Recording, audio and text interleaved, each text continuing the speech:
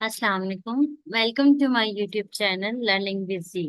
आज हम physics 101 and introduction to physics का लेक्चर नंबर 43 पढ़ेंगे, जो कि है इंट्रोडक्शन टू एटॉमिक फिजिक्स। यानी कि एटॉमिक लेवल, जैसे कि एटम है और एटम के अंदर प्रोटॉन, न्यूट्रॉन, इलेक्ट्रॉन क्या क्या पाया जाता है। उससे जब डिस्कवर नहीं हुआ था एटम, तो क्या उसके बारे में ख्यालात थे, कैसे डिस्कवर हुआ, इन सब चीजों के बारे में पढ़ेंगे। तो आपको जैसे कि पता है, ये कोर्स आउटलाइन जो है प्रॉपर कोर्स नहीं, जस्ट समरी ऑफ लेक्चर दिया हुआ है, जो कि आपका लेक्चर यूट्यूब पे अवेलेबल है। इस प्रोफेसर की तरफ से उसकी समरी दी हुई है। Introduction to atomic physics. About 2500 years ago, यानी आज से 2500 साल पहले, the ancient Greek philosopher Democritus asked the question. Democritus ने क्या सवाल किया? What is the world made of? दुनिया किससे बनी है? He conjectured that it is mostly empty. उसने कहा कि ये ज्यादातर जो है खाली है। And the remainder is made up of tiny atoms, और जो बाकी है वो छोटे छोटे एटम्स से मिलके बना है। By definition these atoms are indivisible. उस टाइम पे एटम का नाम जो दिया गया था एटोमोस से निकला था। उसका मतलब था कि वो डिवाइड नहीं हो सकता। तब नहीं पता था कि एटम सबसे छोटा जरा नहीं है, ये मजीद जरात से मिलके बना है। उस टाइम पे सबसे छोटा जरा जो है वो एटम को माना जाता था, जो कि कहा जाता था ये डिवाइड नहीं हो सकता। ये पहली थ्योरी है। उसके बाद उसके 3 साल बाद, it was noted that the French chemist Lavoisier that in all chemical reaction the total mass of reactant before and after chemical reaction is the same। यानी जो है रिएक्शन के mass सेम रहता है। He demonstrated that burning would cause no change in mass। This is the law of conservation of matter. यानी जब भी कोई भी रिएक्शन होता था, रिएक्शन से पहले और रिएक्शन के बाद वाले का मैथ सेम रहता था, तो इससे law of conservation of matter निकला था कि मैथ जो है वो कंजर्व रहता है। A major increase in understanding came with the Dalton 1803 who showed that। अब उसने क्या कहा? Atoms are building blocks of the element. Atom जो है बिल्डिंग ब्लॉक्स हैं। जैसे कोई इमारत है वो ईंटों से बनी है, तो हम उसको कहते हैं कि बिल्डिंग ब्लॉक वो है। तो इसी तरह कोई भी चीज जो है उसमें एटम जो है सबसे छोटी इकाई है, तो वो एटम से मिलकर बनी। All atoms of the same element have the same mass. जितने भी सेम एलिमेंट्स के एटम होते हैं उनका मास सेम होता है। Atom of different elements are different, उनकी प्रॉपर्टीज वगैरह डिफरेंट। टू और more different atoms bond simple ratio to form compounds. जैसे अगर हम NaCl की बात करें, NaOH की बात करें, HCl की बात करें, तो ये डिफरेंट मिलके जो है बनाए हुए हैं कंपाउंड। तो ये क्या, एक से ज्यादा जब एलिमेंट्स मिल या एटम मिलते हैं तो वो डिफरेंट क्या होते हैं, कंपाउंड बनाते हैं। आगे, Avogadro made of the following hypothesis. Avogadro ने क्या हाइपोथेसिस दिया? Equal volume of all gases under the same condition of temperature and pressure contain equal number of molecules. ये एवोगैड्रो ने थ्योरी दी थी, और ये बहुत फेमस है। Why? Because we know that pressure is caused by molecule hitting the sides of containing vessel। If the temperature of two gases is the same, then their molecules move with the same speed. So Avogadro's hypothesis follows for ideal gas. The famous number is 6.023 multiplied by 10 raised by 26 per kilogram mole। आपने 23 सुना होगा, तो वो पर मोल होता है, तो ये पर किलोग्राम मोल है, इसलिए 10 raised by 26 है। इस called Avogadro's number. Let's get an idea of size of atom. यानी अंदाजा करते हैं कि एटम का साइज कितना है। Amazingly we do not need high powered particle accelerator to do so. Consider a cube 1 metre. यानी एक क्यूब ले लें जिसकी तीनों डायमेंशन, उसकी लेंथ, विड्थ, हाइट जो है वो 1 मीटर की हो। If the radius of an atom is R, let's suppose R जो है रेडियस है, then we have 1/2 R cube atoms in the cube. Now in 1 kg atom We have a note is equal to 6 into 10 raised per 26 atoms, and each atom occupies the volume A over rho into M cube, where A is the atomic weight and rho is equal to density. Hence, N naught is equal to 1 over 2 R cube multiplied by A over rho. This gives R is equal to 1 over 2 into A over rho and naught of the power 1 over 3. Putting the typical densities, you find that RAG is equal to RB is equal to 10 raised by minus 10 meter. 10 raised by minus 10 को angstrom कहते हैं. ये prefix है. This shows that the atoms are mostly of the same size. Atoms का majority का size same होता है. This is quite amazing because one expects a beryllium atom to be much smaller than the angstrom. वो ये जो है silver atom, Ag for silver होता है. आगे चलते हैं जे थॉमसन की थ्योरी पे. Even if you know how big an atom is, this does not mean that it is internal structure is known. यानी आपको अगर एटम के साइज का पता चल गया तो इसका मतलब ये तो नहीं आपको ये पता चल गया कि एटम अंदर से कैसा बना हुआ है. तो अब चलते हैं कि एटम के स्ट्रक्चर की क्या क्या थ्योरीज पेश की. इन 1895 J Thomson proposed the plum pudding model of an atom. Plum pudding यानी उसने ये कहा था कि जिस तरह आलू बुखारा होता है उसी तरह ये है कि उसने कहा कि जो नेगेटिव चार्ज जो है ना वो पॉजिटिव चार्ज के अंदर ही डला हुआ है, आपस में मिक्स्ड है. Where the atom is considered as made up of positively charged material with negatively charged electrons scattered through it. जैसे कि यहाँ आपको पिक्चर में दिखाया गया. आ, लेकिन ये थ्योरी रॉन्ग थी. आप उसको एक्सपेरिमेंटली रॉन्ग कैसे हुई ये हम आगे रदरफोर्ड की थ्योरी को देख लेते हैं. But the plum pudding model was wrong. In 1911, Rutherford carried out his famous experiment that shows the existence of a small but very heavy core of the atom, यानी जो कि nucleus है. He arranged for a beam of alpha particles to strike gold atoms in a thin foil of gold. ये देख लें इसने क्या किया था कि बीम ऑफ अल्फा पार्टिकल्स थी वो स्ट्राइक की थी गोल्ड फॉइल के ऊपर, और कुछ पार्टिकल्स स्कैटर्ड हो गए थे, कुछ सीधे निकल गए थे. तो ये फिर उसने इधर से डिड्यूस किया कि क्या हुआ था. उसने ये डिड्यूस किया था इधर से कि मोस्टली जो है अ, जो है एटम जो है एम्प्टी है. उसमें एक डेंस पार्ट है जिससे डिफ्लेक्ट हो जाते हैं. क्योंकि अल्फा पार्टिकल जो होते हैं वो हीलियम का न्यूक्लियस होता है. हीलियम का न्यूक्लियस होता है पॉजिटिवली चार्ज, और न्यूक्लियस क्योंकि इटसेल्फ पॉजिटिव होता है तो वो वहां से रिपेल कर देता है. If the positive and negative charges in the atom were randomly distributed, all alphas would go through without any deflection. मतलब अगर random होता तो वो एक ही तरह होता. But a lot of backscattering was seen, and some alpha was even deflected back in the direction of incident beam. This was only possible if they are colliding with a very heavy object inside the atom. Rutherford had discovered the atomic nucleus. Atomic nucleus पहली दफा Rutherford ने discover किया था. The picture that emerge after Rutherford discovery, ये वाली picture बनाई गई थी कि ऐसे इलेक्ट्रॉन्स घूम रहे हैं और ये जो है ना न्यूक्लियस है यहाँ पे. The atom was now thought of mostly empty space with a small positive nucleus that contained protons.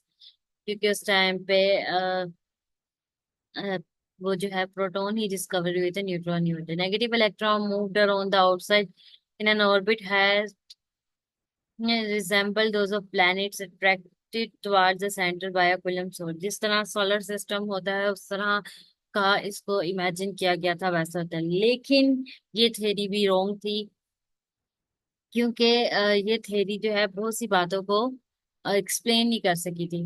जैसे उसने कहा था कि एक्सेलरेट कर रहे हैं इलेक्ट्रॉन्स, और जब चार्ज एक्सेलरेट करता है तो पावर रेडिएट होती है, यानी पावर कम होती है. तो फिर ये पॉइंट रेस किया गया था कि एक टाइम आएगा वो पावर लूज करते करते करते करते जो इलेक्ट्रॉन्स है वो न्यूक्लियस में जा गिरेंगे, और जब वो न्यूक्लियस में जा गिरे एटम खत्म। जबकि असल में तो एटम ऐसे खत्म नहीं होता। इसका मतलब यहाँ पे ये थ्योरी फेल हो गई थी। This sound fine, but there is a serious problem. We know that a charge that accelerates radiates energy. In fact, power radiated is P directly proportional A square A square, where E is the charge and A is the acceleration.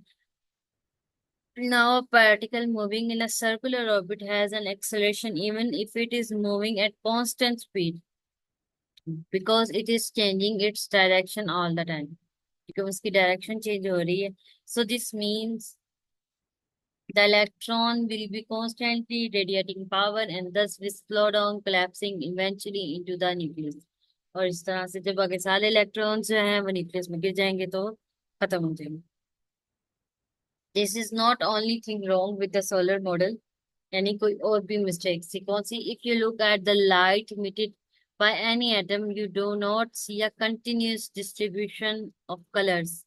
ये spectrum दिया हुआ है hydrogen sodium helium वगैरह का, इसमें colour distribution देख लें, यहाँ पे ब्लैक है, यहाँ पे सम कलर्स है। Instead of spectroscopy will easily show that a light is emitted at only certain discrete frequencies। और इसको भी रदरफोर्ड का मॉडल जो है वो एक्सप्लेन नहीं कर सकता। Similarly, if a white light is passed through a gas of atom of a certain type, only certain colors are absorbed and the other pass through without a hindrance। और the above laws shows the absorption of certain atoms. The wavelength for both emission and absorption are exactly equal. Classical and Rutherford model have no explanation of the spectrum। और white light जो होती है आपने पढ़ा होगा prism को भी matric में करके देखा होगा, उस पे 7 कलर्स का ये रेनबो स्ट्रक्चर सा बनता है।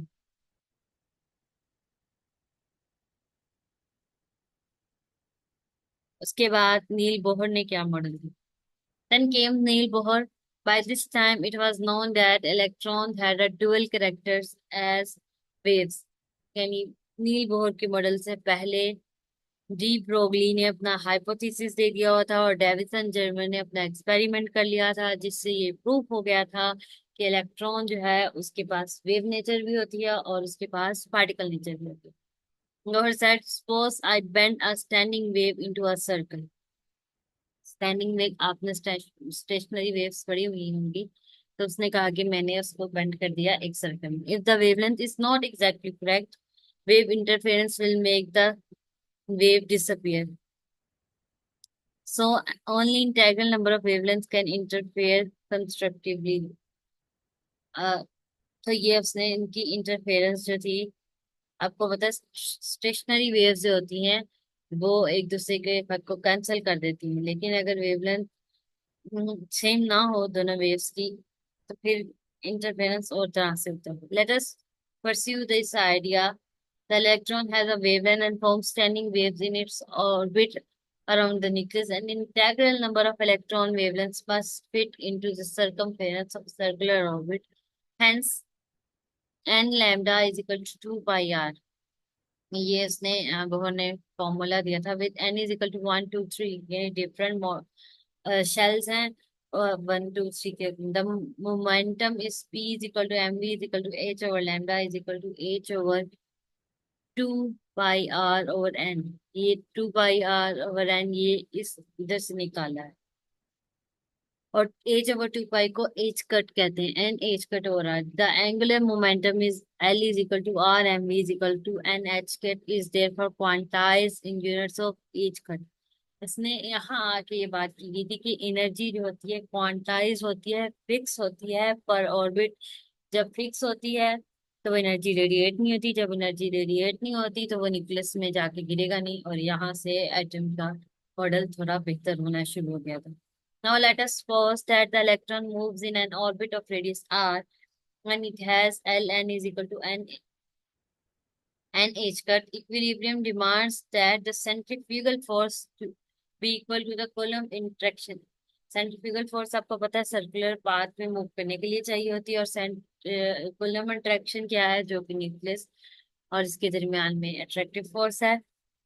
तो इक्विलिब्रियम के लिए ये दोनों फोर्सेस जो है वो इक्वल होनी चाहिए। तो ये दोनों को इक्वल रखे, M V N square over R equal to K E square over R. यहाँ से वेलोसिटी का formula V N is equal to N H cut over M R N, and we find the radius R N is, इस फॉर्मूले से हम, क्योंकि इधर से ही निकाला गया है, निकाल सकते।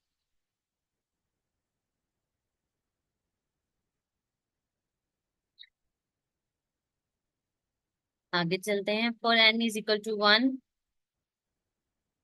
electron orbit which is closer to the nucleus, r n is equal to a naught is equal to 0.53 into 10 raised power minus 8 centimeter. This is called the Bohr radius. Bohr ने कैलकुलेशन करके ये निकाला। For high n, Rn is equal to a naught n square. The atom becomes huge.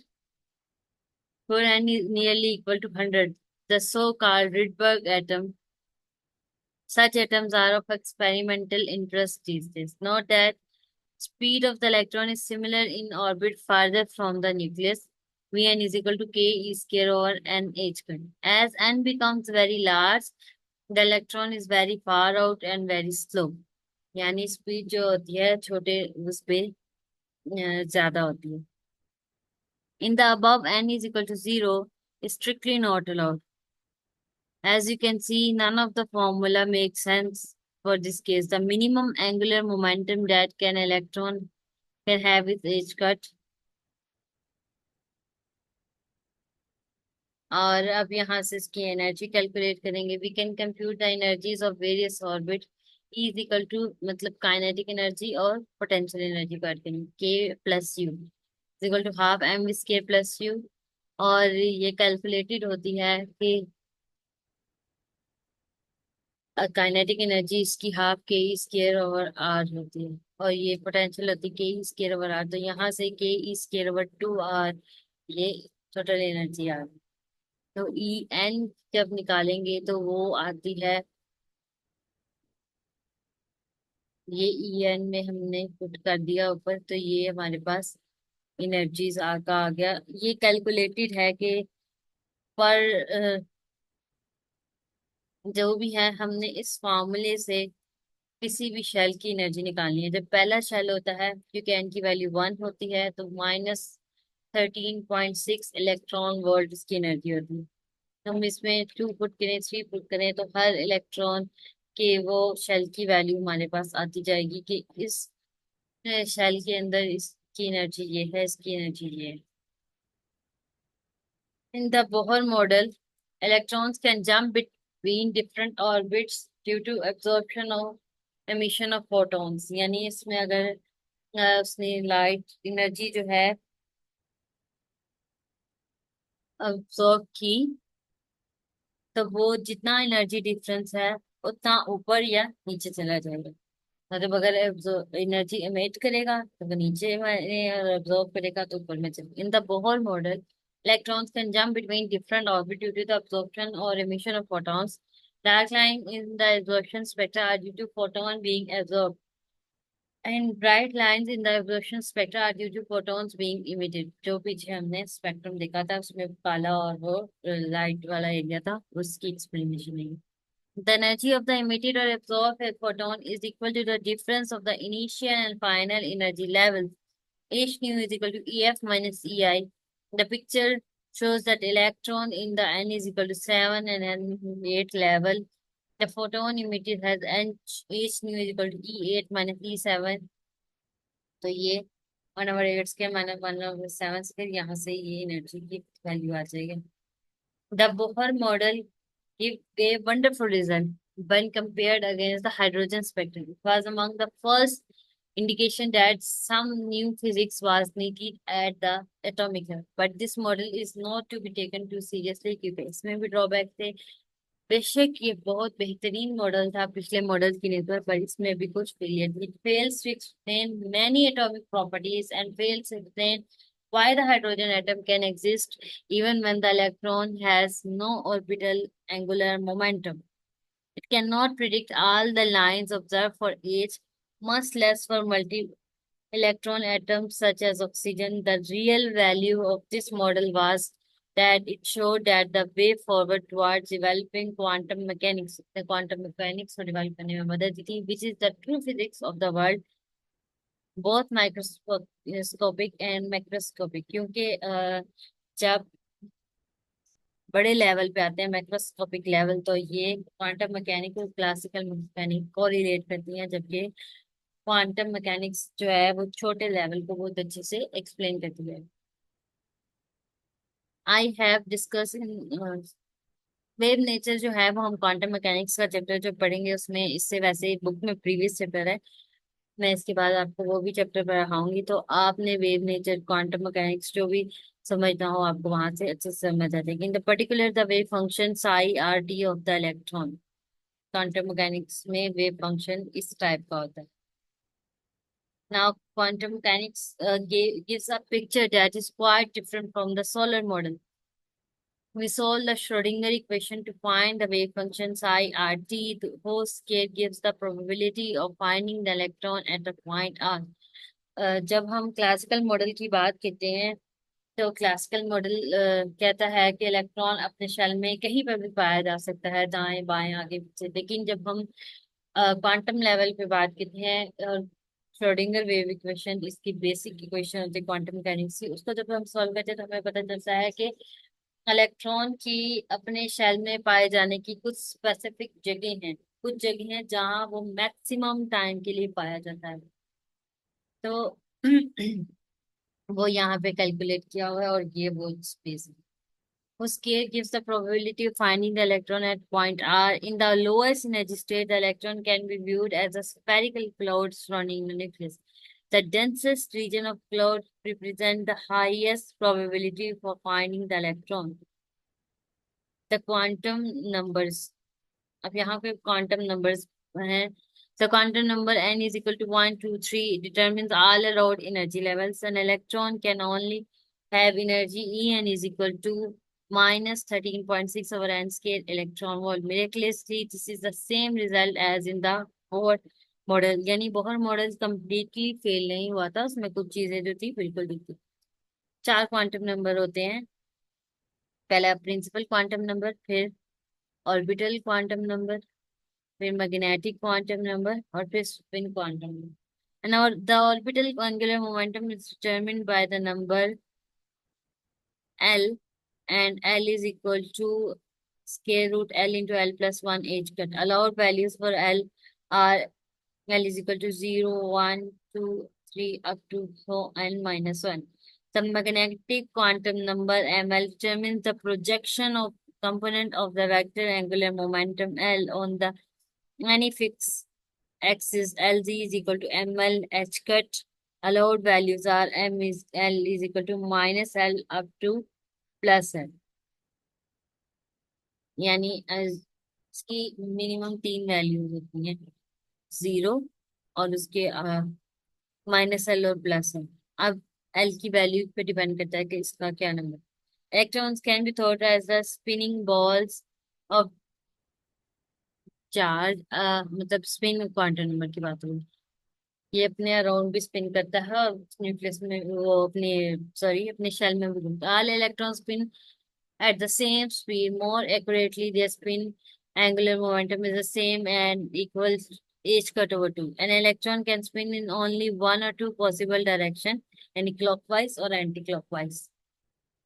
When charges move around in the circle, that contributes a current.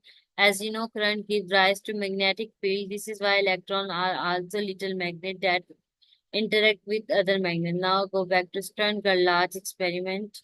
You will understand better why the electrons were deflected by applied magnetic field. Now that we have learned that the electron has spin, we describe two spin state by giving the magnetic quantum number ms, where ms is equal to minus 1 over 2 or plus 1 over 2. These two states have the same energy except when there is some magnetic field present.